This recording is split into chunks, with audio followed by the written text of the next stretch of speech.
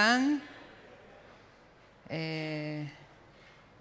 Déjenme ponerme en orden acá con mis cosas. Bueno, siempre es un gusto volver a casa. Para los que no me conocen, yo salí de acá hace 40 años. Bueno, un poco menos, pero en realidad hace 40 años el Señor me llamó a la obra. Yo trabajaba acá en Buenos Aires y asistía a esta iglesia, así que los pastores de esta iglesia fueron los primeros que escucharon del llamado y me acompañaron, y volver a casa y ver a Jorge y a Gilberto, que fueron parte de esos inicios, es siempre una bendición. Daniel Bustamante, a quien el Señor usó para que yo me encontrara con Cristo allá en Córdoba. Así que por eso soy como de la casa, aunque muchos no me conozcan. Y yo le pediría, yo traje un PowerPoint, ¿por qué? Porque siempre trato de hacer un resumen cortito de qué está pasando en mi familia y quiénes somos, porque siempre hay gente que nunca antes había escuchado un poco de lo que hago, de lo que Dios usa mis habilidades para hacer en su reino. Yo salí a la obra en 1988 la primera vez, por un mes, y en 1989 por un año.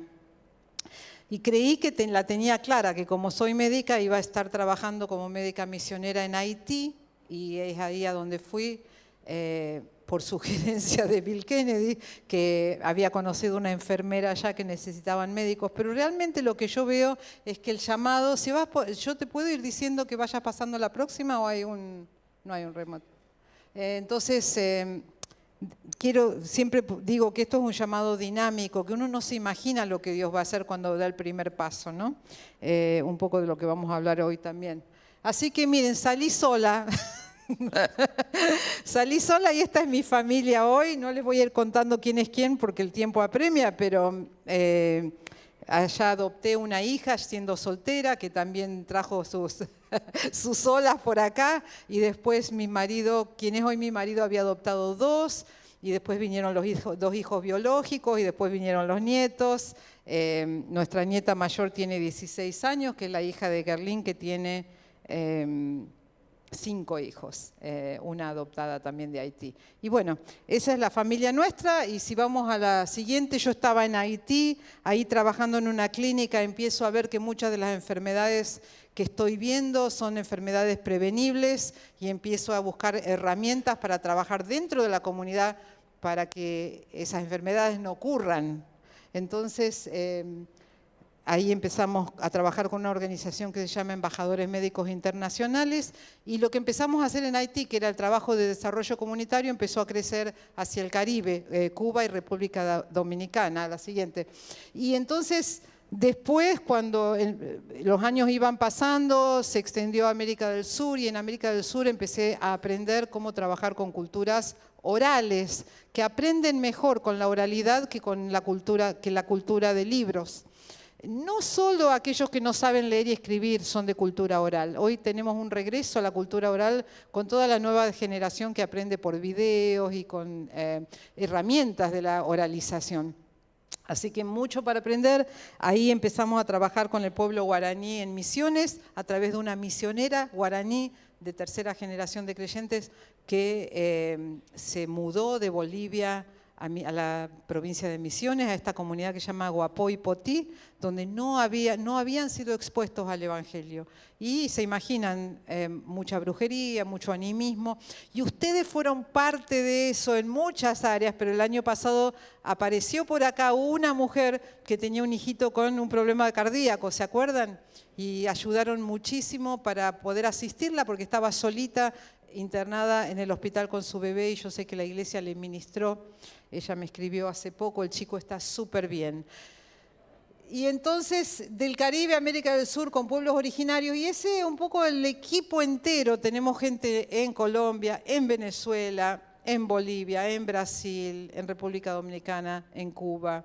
Y ya hay personas que fueron tomando la posta. Y yo cada vez espero tener, todavía no me pasó, pero espero tener menos trabajo con toda esta gente. La siguiente.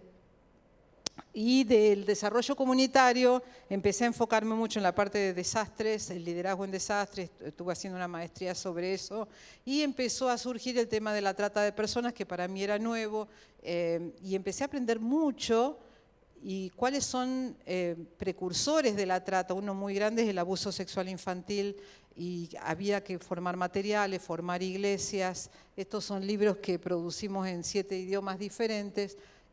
Ayudar a las iglesias a tener protocolos de acción y de protección de niños. Y la siguiente. Y un poco les quiero mostrar acá lo que es el flujo de la trata en América del Sur, simplemente a nivel informativo, para que se vayan con algo que tal vez no se dice mucho en las noticias. A veces escuchamos, y yo tengo una hermana en la iglesia, en la congregación en Córdoba, que cada vez que lee algo relacionado a la trata en Infobae, en Facebook, lo que fuera, me lo manda para que yo me entere lo que pasa en Argentina. Y muchas veces esas noticias te hacen pensar que esa es la forma en la que la trata se está manifestando en Argentina. Sin embargo, en América del Sur, la mayoría de las víctimas del trata se quedan en América del Sur, no están saliendo del país. Las mueven de ciudad. No, trata no es solamente explotación sexual, es explotación laboral, es la mendicidad forzada, cuando tienen toda una mafia de gente que maneja a las personas, especialmente con discapacidad, que están pidiendo en las calles, pero que responden a alguien que los controla. El matrimonio infantil, la esclavitud de los niños, el crimen forzado. Ahora apareció una nueva forma de trata que es en el sudeste asiático, personas que estudiaron tecnología, encuentran un trabajo en Camboya o en Tailandia, resulta que llegan, les sacan el pasaporte y los ponen en campamentos donde ellos trabajan como en un call center, haciendo trampas para la gente y tienen que cumplir una cuota de gente a la que engañan a través del internet, pero ellos están siendo forzados a hacer eso. Hace poquito liberó, bueno, a Camboya le hicieron tanta presión porque los gobiernos saben, que liberaron a un campamento, los tenían todos en la calle y le cobran multa por estar ilegales en el país, lo cual es en contra de lo que es el protocolo de Palermo. Entonces la lucha, que no es contra sangre y carne, también es masiva contra instituciones y contra gobiernos que no están cumpliendo, contra la población general que no entiende los mecanismos, contra también los niños que no están haciendo hoy. Jorge oraba por los niños y sus celulares. Hay que hacer mucha educación de padres y de líderes de jóvenes en cuanto a esos temas. Entonces la siguiente, solo 14% sale de América del Sur hacia otros países, pero uno de mis trabajos en una red en la que se ha formado acá en América Latina contra la trata es que nos contactan de Europa o de otros lugares donde hay víctimas o sobrevivientes que fueron encontradas de Latinoamérica, principalmente Colombia y Venezuela, para repatriarlas. Y hace falta gente en todos los países de Sudamérica que las reciba, que esté entrenado para recibirlas y que les dé seguimiento.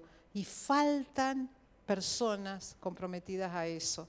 Esta semana de Suiza me llama una organización diciendo: Viviana, necesitamos alguien en Chile, en Santiago de Chile, y alguien en un lugar de Venezuela. Tenemos una mujer que está siendo librada de la cárcel con su bebé de 4 meses, víctima de trata. Está volviendo, nosotros tenemos dinero para pagarle por 6 a 7 meses un alquiler, reorientarla, pero yo empecé a escribir y todavía no he encontrado a alguien de todos los contactos que tenga que me diga: sí, yo me hago cargo, sí, la voy a recibir al aeropuerto, sí, la vamos a seguir y vamos a asegurarnos que el dinero cumpla el propósito prometido. Así que bueno, hay mucho para hacer en la iglesia y en la población para entender el papel que tenemos con respecto a eso. Esta diapositiva, que es el flujo también de trata, solamente les quería mostrar, miren proporcionalmente la cantidad de víctimas de Argentina. Argentina es uno de los países en lo que se ve mayor cantidad de víctimas de trata, tal vez por la cantidad de población que tenemos, pero si ustedes se fijan, no sé por dónde anda Brasil, es mucho más chico, de recepción y de flujo, porque puede ser un país de recepción, un país donde transitan o un país que las envía. La siguiente. Entonces, uno de los trabajos que hemos hecho en los últimos años es producir materiales para enseñar en las iglesias, en las comunidades, qué es la trata, cómo son los engaños, qué es la ciberseguridad, la huella digital, la pornografía, para trabajarlo en grupos de iglesias y de jóvenes y adolescentes. El último lo traduje al español la semana pasada porque todavía no estaba. El siguiente. Y esto me llevó a algo que les comenté cuando estuve el año pasado, a un área que es la formación. Lo hice primero para decir, bueno, quiero saber cómo hago para recibir personas traumatizadas. Y cuando hice el curso que se llama Sanidad de las heridas del corazón, me di cuenta que la iglesia misma necesitaba esto para dentro de la iglesia. Así que estamos trabajando mucho en hacer grupos de sanidad con fundamento bíblico, con principios de psicología. El año pasado Lula, y no me acuerdo de aquí, bueno, quién más, pero estaba también Mariano y Paola de esta iglesia que nos ayudaron a facilitar el grupo que hicimos con Caroline, la foto de abajo a la derecha, pero también lo hicimos en Egipto, ahí ven algunas palabras en árabes y empecé a aprender cómo hacerlo con niños y con adolescentes. La siguiente. Bueno, y los frutos, ¿qué se está viendo? ¿Qué veo para decir, Señor, estoy en el camino correcto? Parece ser tan variado todo lo que se está haciendo. Bueno, lo primero y lo más lindo es que se plantó una iglesia en Guapoy. Se juntan todas las noches a cantar, a orar y a aprender de la Biblia. Un estilo totalmente diferente a lo que es la estructura de una iglesia evangélica o cristiana aquí en Argentina, pero muy de ellos. Así que les pido oración, especialmente por la pareja que está liderando esto de esa comunidad, porque tienen mucha opresión demoníaca por parte de el brujo y el hechicero de la comunidad. Y Orfa, nuestra misionera, vive ahí y sufre mucha opresión y hay que levantarla y animarla en este trabajo. La otra cosa que estamos viendo es los grupos de sanidad y personas restauradas en iglesias que van multiplicándose y diciendo, realmente Dios trató conmigo en alguna herida, en alguna cosa que yo tenía del pasado, me pasó a mí también, porque a veces venimos al Señor, pero hay cosas que están todavía enraizadas y alguien nos tiene que ayudar a sacarlas, ¿no? Así que esa es otra cosa que hemos visto. Las iglesias informadas que se van multiplicando y la red que les contaba en América Latina de instituciones y grupos que trabajan en contra de la trata, que son cristianos y al trabajar en red nos apoyamos y el trabajo se hace mucho más efectivamente.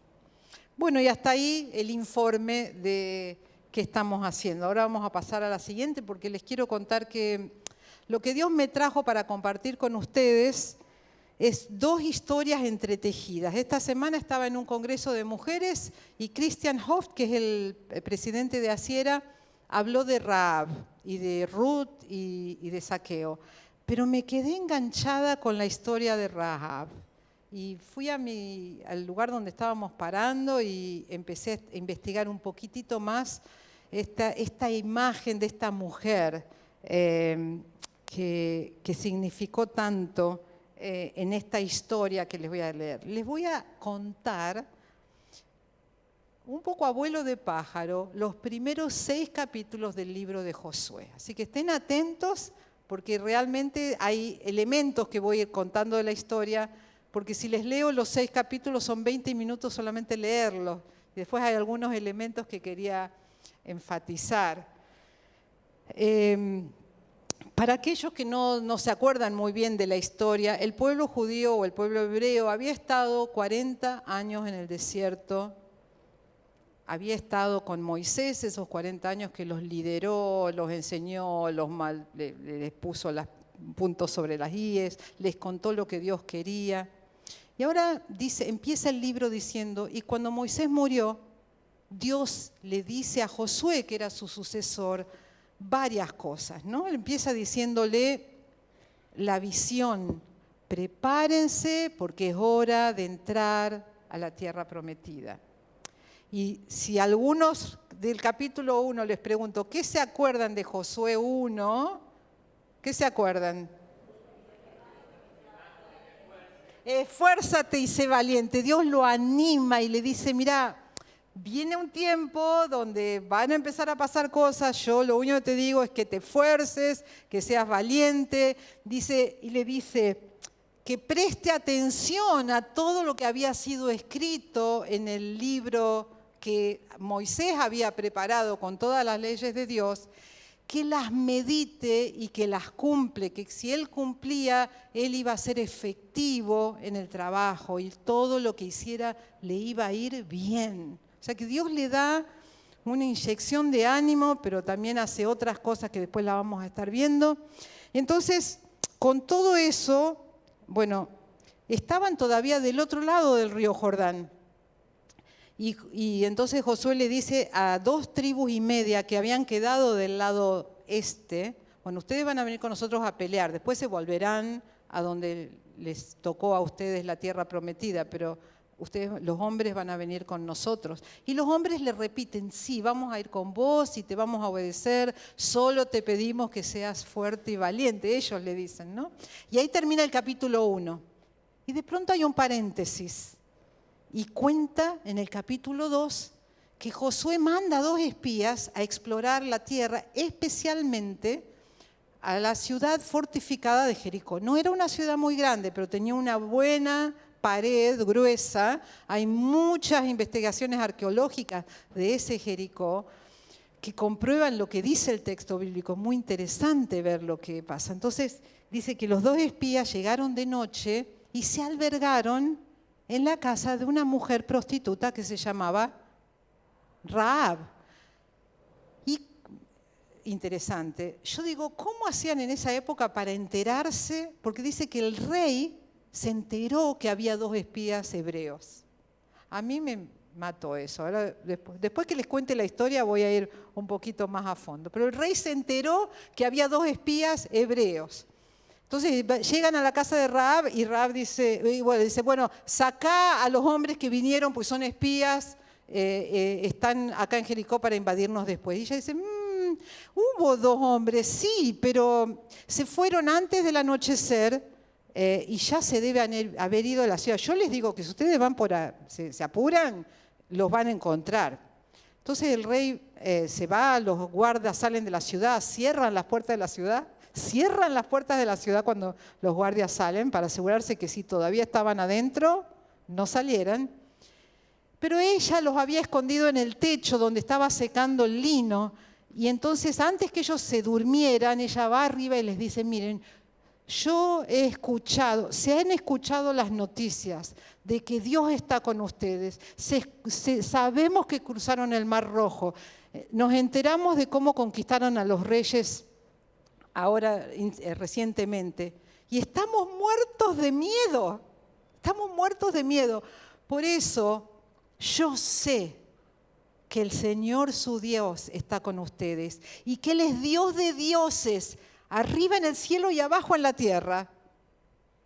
Así que les voy a pedir un favor, yo los he protegido, pero ustedes denme una señal que cuando ustedes vengan a invadir a Jericó, yo y mi familia vamos a estar a salvo. Y los espías le dijeron, si no nos delatas, nosotros te vamos a proteger. Lo único que te pedimos es que pongas este lazo, este cordón de color rojo en la ventana. A todo esto ella ya había preparado, porque ella vivía, y esto es lo que los arqueólogos han visto, ella vivía en el muro. Entonces su ventana de la casa daba hacia afuera. Y los hace bajar con una soga para salvarlos y les dice a dónde tienen que ir, que se queden ahí 3 días en las montañas hasta que los guardias vuelvan de donde habían ido a buscarlos. Y ellos después vadearon el río Jordán y volvieron a Josué a contarle y le dijeron, la gente está muerta de miedo. Y bueno, y está esta mujer que le prometimos que la íbamos a proteger. Bueno, eso es el capítulo, vamos por el 2. En el capítulo 3, cuenta cómo ellos cruzan el Jordán. En época de crecida. Yo me crié en Córdoba y hace poquito estuvimos con Sandy en un lugar, La Serranita, donde tenemos unos amigos, y me contaban que el río estaba hermoso, pero que cuando hay crecida, la corriente te lleva y no hay manera de cruzarlo. Es muy, muy peligroso. Y me contaban mis amigos que suena una alarma cuando viene la crecida. Imagínense, el texto bíblico dice que era en la época de la cosecha donde el río está más alto, que ellos llegan al Jordán, acampan ahí, porque Dios les dice que acampen, y después pasan una serie de cosas. Pero lo más importante es la señal de que cuando ellos van con el arca de Dios, que representaba la presencia de Dios, y los sacerdotes iban cargando el arca, ponen el pie en el río se separa como había ocurrido, ¿dónde? En el Mar Rojo. Y ellos pasan en seco, y antes de que salgan del agua los sacerdotes con el arca y se vuelva a cerrar el agua, ellos hacen un monumento con las piedras del río que representan las 12 tribus, como un memorial para decir, acá esto pasó hoy y Dios nos liberó y nos hizo cruzar el río Jordán en seco. Esto está ocurriendo ya en el capítulo 4, ¿no? Y termina diciendo estas palabras que el monumento dice, para que todas las naciones de la tierra supieran que el Señor es poderoso y para que ustedes aprendan a temerlo para siempre. Bueno, el capítulo 5 empieza a decir, entró un gran pánico en toda la región. Ahora, yo me imagino, la gente está cruzando, yo quiero que ustedes piensen y hagan una imagen visual de lo que está pasando acá. Es lindo leer así los capítulos corridos, porque uno se va preparando para lo que viene. Porque el capítulo 6 es el cúlmine de algo que está viniendo desde el capítulo 1, ¿no? La gente de otros lugares escuchó que habían cruzado el río en seco y se asustó porque sabían que ellos eran los próximos, ¿no? Pero, ¿qué hacen una vez que cruzan el Jordán y hacen el monumento? Es como que el pueblo se va preparando. Lo primero que hacen es circuncidar a todos los que habían nacido en la peregrinación. Pues la última vez que se habían circuncidado, el último registro es cuando Moisés circuncida a sus hijos a pedido de su esposa Séfora, pero en los 40 años no había habido circuncisión. Entonces, ellos se preparan, hacen la circuncisión de todos los varones de 0 a 40 años, y después, imagínense el dolor y el trauma, dice que se quedaron en el campamento para recuperarse. Pero ¿qué significó esa circuncisión? La Biblia es muy clara que Dios, al circuncidarse ellos, Él dice que les levanta el oprobio de Egipto.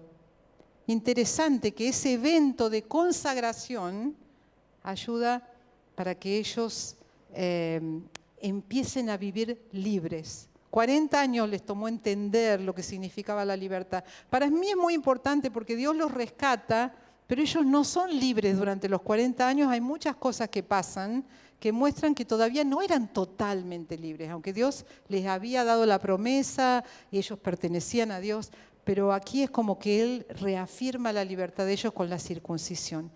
Acto seguido, celebran la Pascua. Era la conmemoración de la liberación de Egipto, ¿no? Un evento de liberación y alabanza. Y este capítulo termina con un encuentro muy especial. Josué, así como Moisés se encontró con la zarza ardiente, Josué se encuentra con un soldado, tiene pinta de comandante y él no sabe de dónde salió ni a quién pertenece. Y le pregunta, ¿qué sos, de los enemigos o sos de los nuestros? Y él le dice, de ninguno. Y él se postra y pregunta, ¿qué hago? ¿Qué es lo próximo? Dame tus órdenes que yo las obedezco. Y el comandante, ¿qué le dice? Sácate las sandalias de los pies porque este lugar donde estás es santo. ¿A dónde había ocurrido eso antes? En la zarza ardiente. Paralelos tremendos. Bueno, así que era tiempo de alabar en humildad al Dios de los cielos delante de este comandante. Y ahora sí entramos al capítulo 6. Y en el capítulo 6 empiezan las órdenes de lo que van a hacer. Esta mañana lo volví a leer a todos estos capítulos y traté de imaginarme cómo era el orden, ¿no? Dice que había 40.000 hombres listos para la guerra. Ellos iban adelante. Después había 7 sacerdotes con cuernos que iban a tocar, ellos le dicen la trompeta, iban a tocar mientras ellos iban a rodear Jericó una vez al día durante 6 días, ¿no es cierto? Después venía el arca, ellos tenían que mantener una distancia con el arca y después venía todo el pueblo atrás, en silencio. Lo único que se escucha son los cuernos. ¿Ustedes se imaginan siendo ciudadanos de Jericó, sabiendo que el enemigo está caminando en silencio, con los cuernos sonando? 6 días, ¿qué le hace a la salud mental colectiva? Y el último día 7 veces. Y la última vez, ustedes ya saben lo que pasó. La 7ª vez, Dios les dice, griten a voz en cuello. Y recién después, los muros se caen, ellos entran. Y Rahab, que había pedido que la salven, Josué le dice a los espías que habían ido, vayan y búsquenla y tráiganla a salvo. Y dice la palabra que ella y su familia, dice, vivieron con los israelitas, viven, dice en tiempo presente, la versión que yo tengo, y Rahab vive con los israelitas y su familia se integró, ¿no? Pásame la próxima, porque vamos a mirar un poquito, porque están las 2 historias mezcladas, pero hay enseñanza tan linda en este pasaje. La historia del sucesor, ¿no? Josué. ¿Cómo Dios afirma la continuidad de su plan? Y el otro día estaba leyendo, me gusta hacer devocionales con los libros de Beth Moore, no sé si hay muchos traducidos al español, pero hay uno que estoy haciendo ahora, que cuando habla de Juan 15, que ustedes son las ramas, yo soy la vid, y si ustedes habitan en mí. Y ella decía que nosotros tenemos que aprender, y que ella comentaba de este evento, los israelitas no venían de visita a la tierra prometida, venían a quedarse. Y que nosotros también podemos estar de visita en las cosas del reino, pero Jesús quiere que te quedes. No quiere que seas visitante, Él quiere que seas residente. Pero ahora piensen que pasaron 40 años, ¿no? Esto de ser residente o ser visita. Si fuera hoy, es como si el pueblo de Israel hubiera salido, ¿en qué año? Si hoy estuviéramos en 2026, ¿en qué año hubiera salido 40 años atrás el pueblo? 1986. Ese fue el año que salí, que Dios me llamó a la obra. Me tocó mucho que eran 40 años atrás. Piensen, 40 años atrás sale el pueblo, son 40 años de comer mana burgers, mana muffins, mana panqueques, puré de mana, mana frito y mana a la parrilla. Porque después en esos 6 capítulos dice que recién ahí empiezan a comer frutos de la tierra. Ya no sabían cómo cocinarlo. Hay una canción en inglés de un cantante muy gracioso que habla de eso, de cómo habrán estado de comer mana todos los días. Se acostumbraron a estar de paso. Levantaban campamento, bajaban. No sabían el olor de la cebolla, ni los higos, ni las aceitunas. Son chicos como... ¿Vieron cuando nosotros decimos los chicos de la pandemia? Los que nacieron en cierta época y se acostumbraron a ciertas cosas. Bueno, imagínense los hijos de la peregrinación. ¿Cómo habrán pensado? ¿Qué era lo normal para ellos? ¿No? ¿Cómo se hace para cambiar el chip de visitante a residente? ¿Qué tiene que pasar en la vida de ellos para entender que ya llegó el momento, que la tierra prometida ya no es una cosa allá lejos, de pronto está acá, es hoy? Y no vamos a conformarnos con nada menos que la ciudadanía, las expresiones del favor divino que hacen que la vida valga la pena de ser vivida. Piensen hoy en nosotros, a veces estamos tan pensando en lo que va a pasar en el futuro, que Dios me va a dar esto, que Dios me va a dar lo otro, y estamos como que todavía estamos de tránsito, pero hay cosas de la tierra prometida que están acá. y que las tenemos que empezar a vivir como ciudadanos del reino. Pero tiene que haber un cambio de chip, porque a veces eso no ocurrió el día de la conversión y tengo que entender el propósito de Dios para agarrármelo y decir, esto es lo que Dios me prometió. Bueno, lo importante acá es que Dios está por cumplir la agenda que Él tenía y nada va a cambiar su plan. Y como esos 10 espías, hay gente que pone el palo en la rueda para que no se cumpla lo que Dios tenía para ellos. Y bueno, hay consecuencias de eso, ¿no es cierto? De la desobediencia, de la falta de fe. Pero bueno, este era el momento que había llegado, que se iba a cumplir lo que Dios había prometido. Cuando les hice notar, si me pasás la próxima, yo hice una comparación entre lo que es la vida de Moisés y la de Josué y cómo se dieron cosas que pareciera ser el que está escribiendo el libro de Josué, tiene una intención de mostrar el paralelismo. Lo puse así brevemente, ¿no? La zarza ardiente, la invitación a quitarse el calzado, el cruce del Mar Rojo, que lo mencionaron ustedes, la comisión que viene de Dios. Dios directamente le dice a Moisés, Dios directamente le dice a Josué. Dios le dice que no tema al faraón. Ese pasaje habló mucho a mi vida cuando llegué a Haití. Ahora le dice a Josué que no tenga miedo. Las piedras que servirán como monumento también están en el libro de Éxodo, esto de armar un altar de piedra para recordar. La celebración de la Pascua al comenzar el camino en Éxodo y en Josué.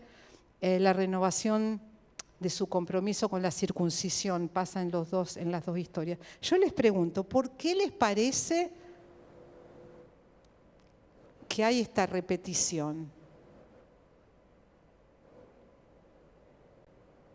¿Alguien se anima a pensar por qué lo mismo que le pasó a Moisés le está pasando a Josué? No escuché. Confirmar el llamado, gracias, está asegurando que hay una continuidad. ¿Y quién es el personaje de la historia acá? No es Moisés, no es Josué. Es Dios. Ellos no son los protagonistas. Dios es el que repite su confirmación de que esto viene de parte de Él. Dios sigue siendo la persona clave de la historia, no los líderes humanos. Aún luego que Moisés partió, Dios lidera a su pueblo y la misión continúa. Y otro punto importante es la validación, ¿no es cierto? Ustedes hablaron de confirmación. Dios está validando el ministerio porque la gente que lo seguía a Josué y ve todas estas señales, se da cuenta que esto tiene el sello de Dios. Tan importante en la trayectoria del liderazgo. Si me pasás el siguiente diapositivo. De alguna manera Dios está ministrando a Josué en ese primer capítulo, lo anima, le repite la visión, prepárense, van a entrar en la tierra prometida, lo hace sentir seguro, yo voy a estar contigo a donde quiera que vayas. Eso le dio seguridad. Pero además Josué responde. ¿Qué hace él? Él pasa la visión al pueblo. Lo primero que hace en el capítulo 2 le dice, o al final del 1, le dice, vamos a prepararnos porque Dios nos va a hacer entrar. Entonces él pasa la visión al pueblo. Reclama la obediencia, les conté de esas 2 tribus y media que tenían que unirse a ellos y se pone manos a la obra, tiene un plan, manda a los espías. Él está respondiendo y trabajando. La siguiente, por favor.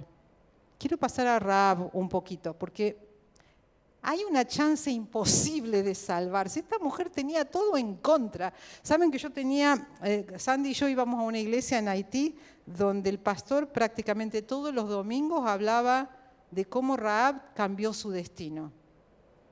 ¿Qué elementos tenía en contra Rahab para zafar del exterminio que se venía sobre Jericó?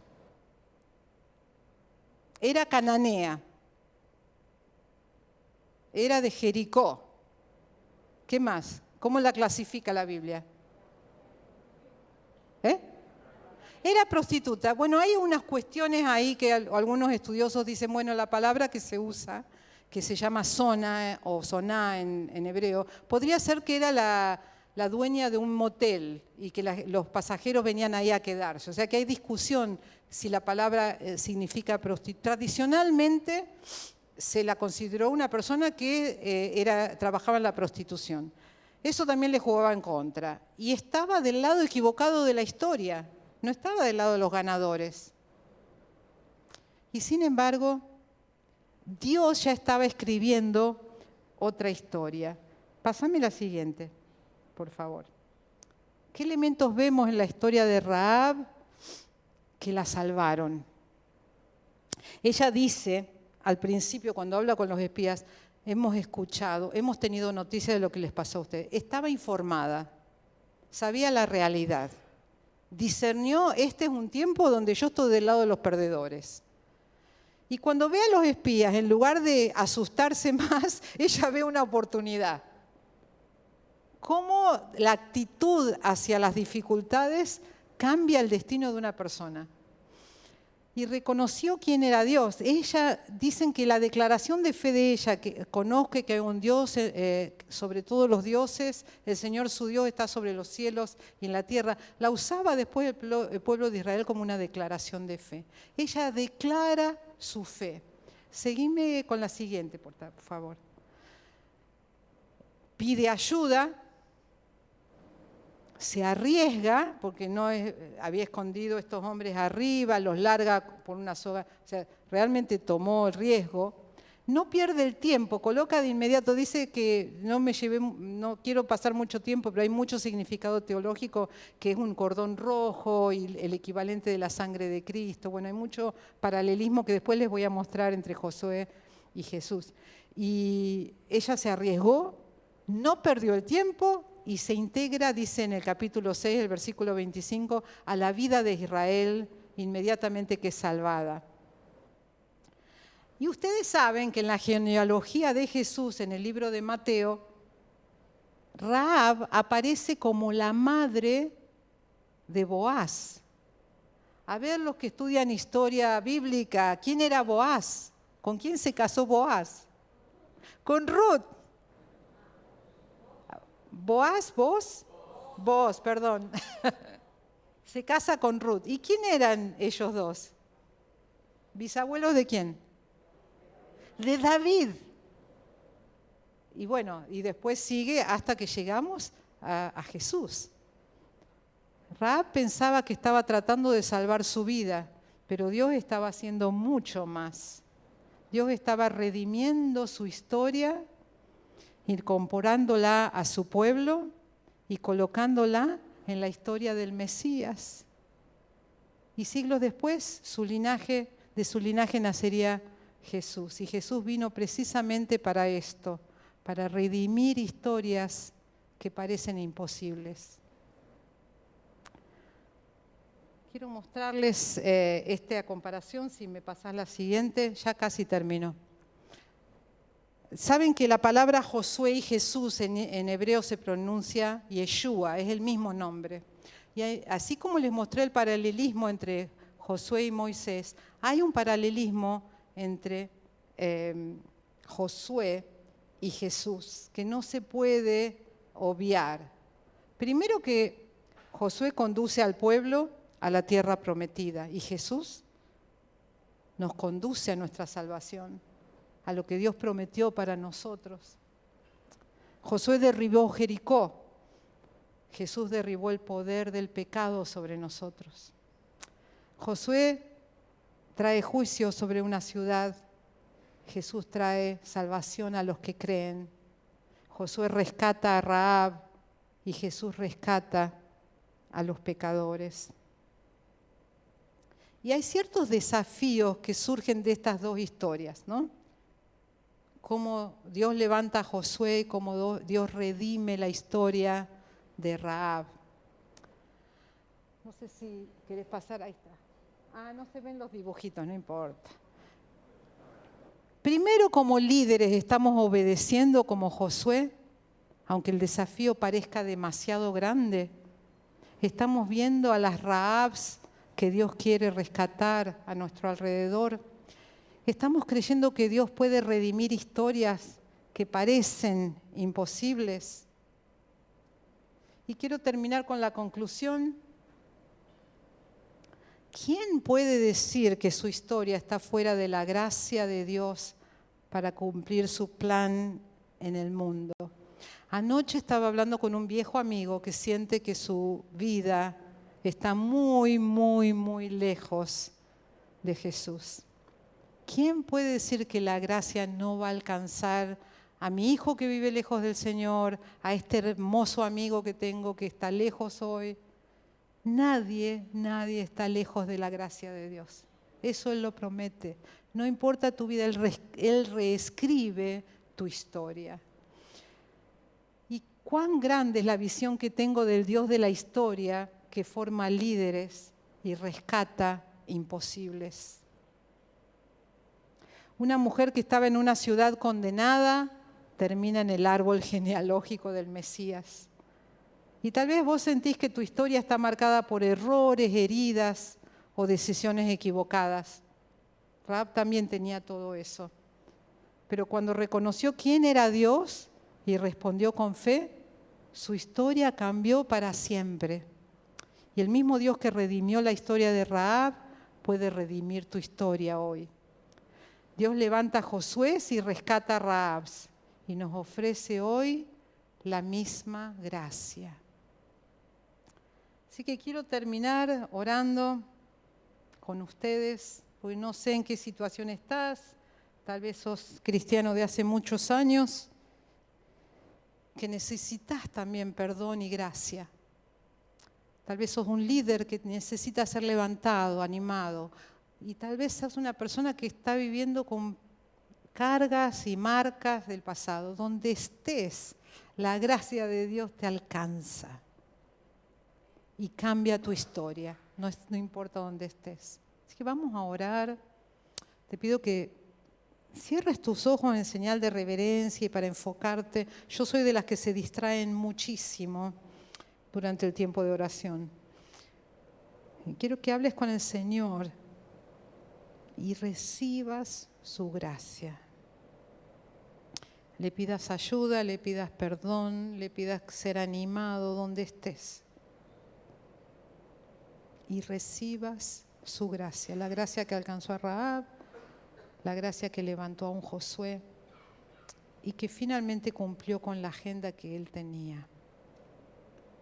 Gracias, Señor. Y juntos como iglesia, como congregación, te pedimos que nos visites, Señor, que visites esos corazones que están aquí pidiendo ayuda. Y si nunca conociste el poder que hay en la cruz de Jesús para perdonarte, te invito a que vengas a Él, a pedirle perdón y a encontrarte con Él, porque Él está dispuesto a extender su mano y levantarte. Porque esa es su especialidad. Padre, te alabamos una vez más, reconocemos que esta historia es real, que ocurrió y que puede volver a ocurrir hoy. Y queremos que ocurra hoy, Señor. Así que danos la fe, animanos para que ocurra. En el nombre de Jesús. Amén.